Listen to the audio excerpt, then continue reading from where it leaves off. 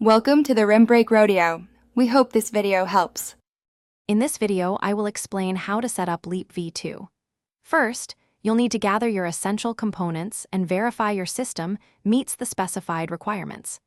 Then, proceed to download the official Leap V2 software package from the designated source. This initial preparation ensures a smooth installation process, getting you ready for the next steps.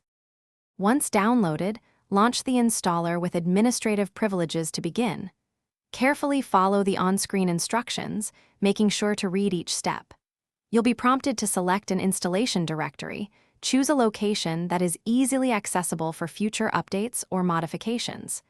This part is straightforward, guiding you through the core software setup.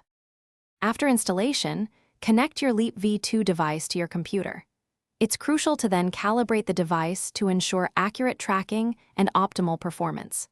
The software provides clear steps for this.